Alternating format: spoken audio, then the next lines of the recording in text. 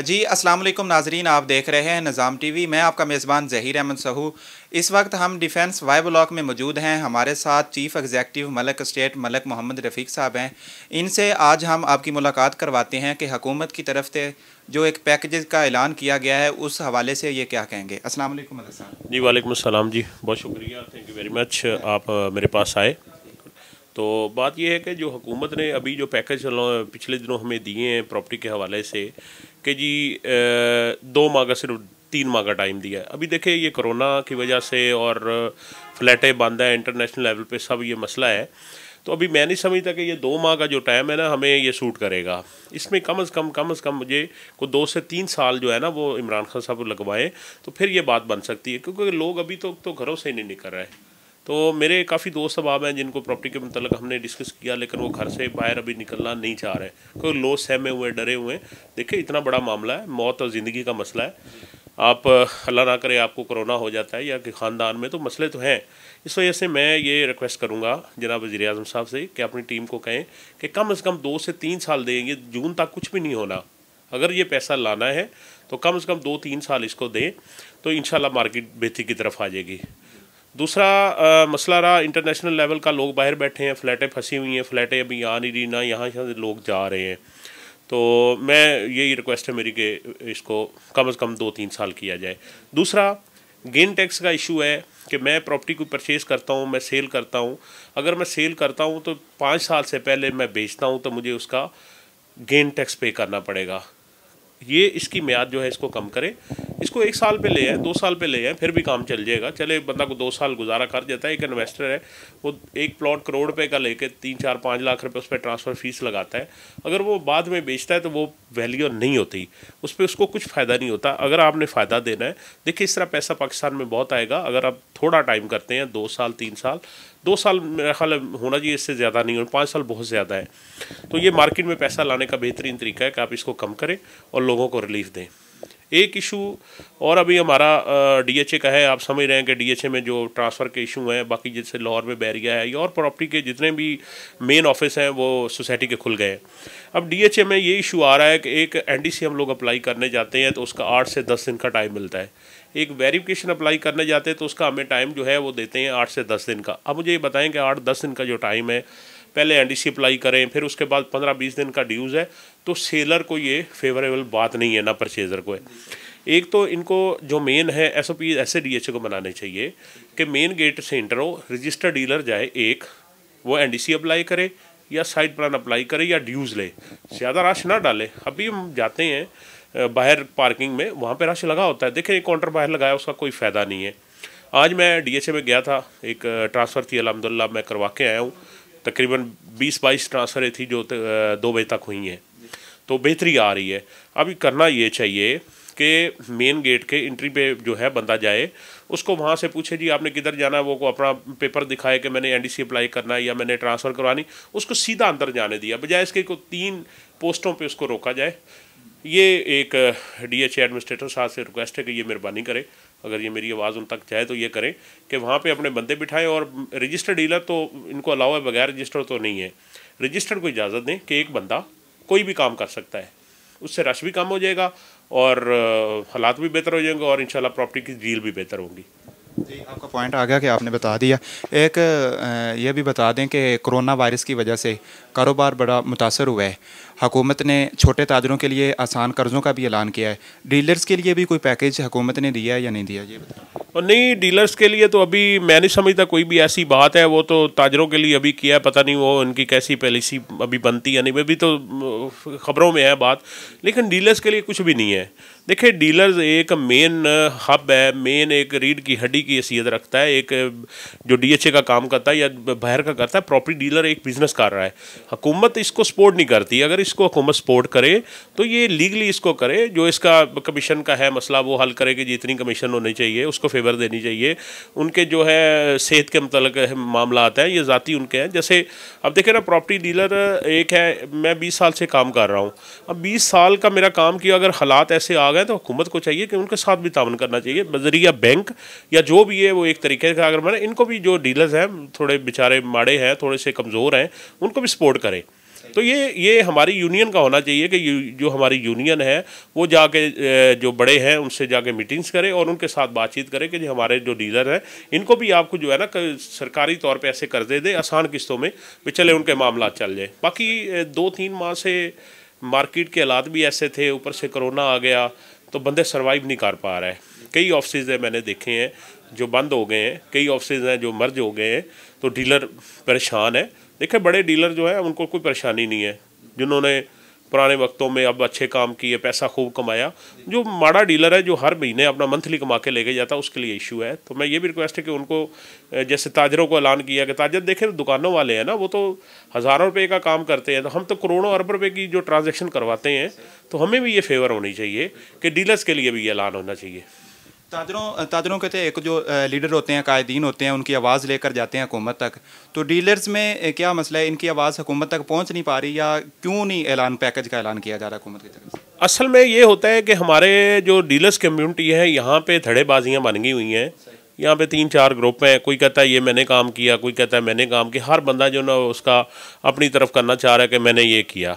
अब हमारे जो अभी मौजूदा सदर हैं माशाल्लाह काफ़ी समझदार हैं, काम करने वाले, तो इनको चाहिए कि ये जाके ऐसी बातें जो ना आगे जाके गवर्नमेंट से बात करे कि ये डीलर के मामले, क्योंकि ताजरों के जो बड़े हैं ना, देखे वो सारा ग्रुप होता है, आप अक्सर उनको टीवी पे देखते हैं, अक्सर उनको मेन जो चैनल उन पे बैठे होते हैं कि हमारा ये इशू है, हमारा ये इशू है।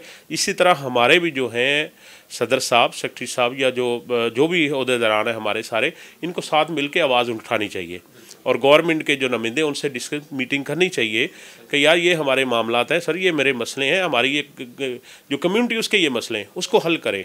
इन्होंने करवाने ना, हमने इनको जो वोट दिया तो ज़ाहिर बात है इसलिए दिया कि हमारे मामलात हल हो।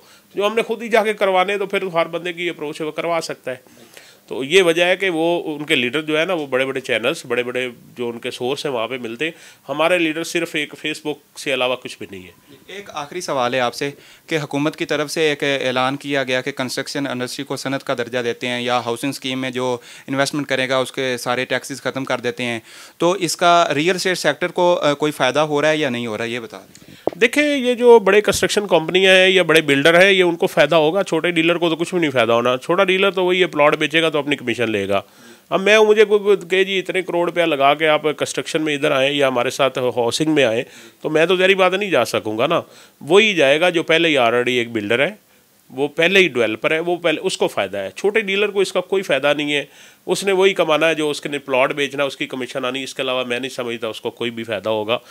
बड़े जो प्रोजेक्ट है, हाउसिंग प्रोजेक्ट है, उनमें बड़े बिल्डर को फ़ायदा होगा, बड़ी बड़ी कंपनियों को फ़ायदा होगा, उसमें छोटा डीलर मैं नहीं समझता कि कुछ भी उसको होगा। अच्छा, आप बता दें कि रियल एस्टेट सेक्टर की बेहतरी के लिए हुकूमत को क्या इकदाम करने चाहिए? एक तो ये जो टैक्सेस हैं जून से आगे तक लेकर जाने चाहिए, जो स्टाम्प ड्यूटी उन्होंने कम की है, और क्या ऐसे इकदाम हैं जो हुकूमत को करने चाहिए? जी जी बिल्कुल, गवर्नमेंट को चाहिए एक तो जो हमारे ओवरसीज़ क्लाइंट हैं उनको थोड़ी सी सपोर्ट करें, उनसे बातचीत करें। हमारे जो बाहर जैसे सफ़ीर बैठे हुए हैं वो पाकिस्तानी कम्युनिटी को वहाँ पर इकट्ठा करें। देखिए जैसे अब कोरोना के हालात हैं, मेरे कई दोस्त हैं जिनसे बात हुई वो पाकिस्तान आना चाहते हैं कि यार देखें इतने बड़े ममालिक जो एक सुपर पावर थी, इतने बड़े बड़े ममालिक, बड़े तरक्की याफ्ता ममालिक में यहाँ पे कोरोना जो है ना वो बहुत ज़्यादा पाकिस्तान में अल्लाह का शुक्र है अभी भी हम सुकून से बैठे हुए हैं। अब मेरे अजीज़ों कारब रिश्तेदार दोस्त अहबाब में अल्लाह का शुक्र है किसी को भी नहीं है। इसी तरह जिसको पूछते हैं इतना नहीं है, ये एक इंटरनेशनल लेवल का मामला है। गवर्नमेंट को चाहिए कि अपने जितने भी सफ़ीर हैं, जितने नुमाइंदे हैं, ओवरसीज़ पाकिस्तानियों से मीटिंग करें, उन्हें कहिए आप पाकिस्तान में आए, पाकिस्तान में आके वो प्रॉपर्टी में पैसा लगाएंगे, क्योंकि प्रॉपर्टी एक वाहिद फील्ड है जो बिल्कुल सेफ़ है।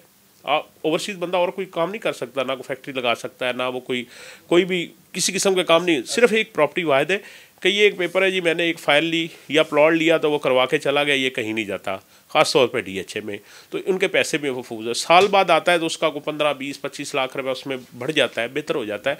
तो ये इनको ये चाहिए ओवरसीज़ के साथ डिस्कस करें, उनको बुलवाएं। और दूसरा जो डीलर्स कम्युनिटी है इनके साथ इनके नुमाइंदे मीटिंग करें कि इनको थोड़ी सी फेवर करें, इनको सपोर्ट करें कि हम आपके भाई पीछे हैं, इनसे पूछें कि आप क्या चाहते हैं। जैसे मैं कहता हूँ ये जो अभी इन्होंने हमें फेवर दी है जी 2 महीने की, तो इसको चाहिए कि कम से कम 2 साल करें। 2 साल में फिर देखें कि पैसा पाकिस्तान में किस तरह आता है, वो पुराना दौर किस तरह आता है, जैसे लोग बोरियों में पैसे भर के फिरते थे, बैंकों में पैसा इतना बड़ा होता था और माशाल्लाह हर बंदा खुशहाल था। अभी जो टैक्स वाला मामला उसको हल करें और जो गेन टैक्स है उसको प्लीज़ आप कम करें, तो फिर ही फ़ायदा होगा। ये यही रिक्वेस्ट है कि गेन टैक्स को कम करें और प्लस इसकी जो है ना वो टाइम पीरियड कम करें। क्या मैं प्लॉट लेता हूँ 5 साल बेच नहीं सकता, 5 साल से पहले बेचूंगा तो मैं इतना टैक्स दूंगा, इसको ख़त्म करें। बिल्कुल ख़त्म ना करें लेकिन इसका दौरानिया कम कर दें, इसको साल पे लें 2 साल पे लें। तो प्लीज़ ये मेरी रिक्वेस्ट है इसमें मैं। अच्छा, आपने ओवरसीज़ की बात की है, उस वाले से ये है कि एक जो 50 लाख पर फाइलर्स होना की वो शर्त थी, वो ओवरसीज़ तो फिर कैसे फाइलर्स बनेंगे, वो उस वाले से बता दें। ये पहले भी इन्हें ओवरसीज़ के लिए इन्होंने एक निकाला था कि ये ओवरसीज़ जो है वो ख़रीदारी कर सकता है। तो ओवरसीज़ काफ़ी फाइलर भी हैं लेकिन ओवरसीज़ को ये देना चाहिए जो इसको देखे कि पाकिस्तान से जो बाहर रहता है, जिसके पास वीज़ा है पाकिस्तान में नहीं है, वो बाहर से पैसा कमा रहा है, उसको फाइलर के मुताबिक और फाइलर के बराबर हकूक़ दिए जाए कि वो फाइलर के मुताबिक ही परचेज़र करे, उसी तरह वो टैक्स पे करे कि ना वो नॉन फाइलर की तरह। पाकिस्तान में है आप अपना रखें कि नॉन फाइलर फाइलर का कि ये वो प्रॉपर्टी, लेकिन मैं ये समझता हूँ कि नॉन फाइलर जब प्रॉपर्टी खरीदता है तो वो पैसे आपको ज़्यादा देता है, वो टैक्स ज़्यादा देता है। मैं फाइलर हूँ, मैं 1% दूंगा, आप नॉन फाइलर हैं आप 2% देंगे, फ़ायदा गवर्नमेंट को हुआ ना। तो फ़ायदा गवर्नमेंट को आ रहा है। देखो फाइलर बंदे का फ़ायदा गवर्नमेंट को नहीं है। हमेशा बैंकों में जो पैसे कटौती होती है वो नॉन फाइलर की होती है, फाइलर की नहीं होती।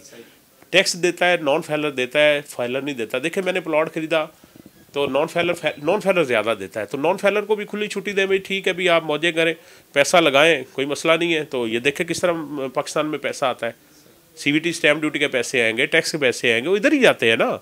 देखिए मैं साल बाद रिटर्न पे करता हूँ, मैं थोड़े से पैसे करके सारा मामला करके उसको कहता हूँ कि ये हो गया। नॉन फाइलर उससे कहीं ज़्यादा पैसे देता है। तो ये नॉन फाइलर को जो है ना ये ख़त्म होना चाहिए कि जी ये प्रॉपर्टी नहीं खरीद सकता, उसको खुली छुट्टी दे। तो फिर देखे पाकिस्तान में इमरान खान साहब, आपको भी पता चलेगा कि पाकिस्तान में कितना पैसा और कैसे आता है।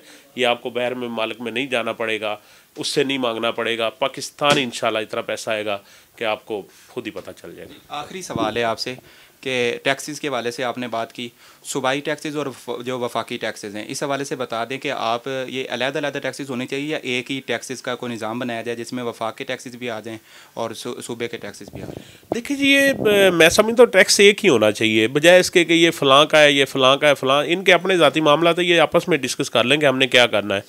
इसमें लोगों को ना उलझाएँ, लोगों को बिल्कुल उलझना नहीं चाहिए। इनको कह देंगे ये चीज़ आपने ली, इसमें आपने 1 लाख रुपया देना है जी, उसमें पंजाब गवर्नमेंट, उसमें वफाक या जो भी इदारे हैं वो इकट्ठा टैक्स हो एक बंदे को कि ये सोसाइटी के आप जो है SOPs बनवाएं, सोसाइटी के साथ बाईलाज बनवाएं, उनको कहें ये आपने इतना टैक्स हमें कलेक्ट करके देना है कि ये प्लॉट बंदा ट्रांसफ़र कराए, ये इतना इसका देगा, वो गवर्नमेंट में ना जाना चाहिए हिस्से में।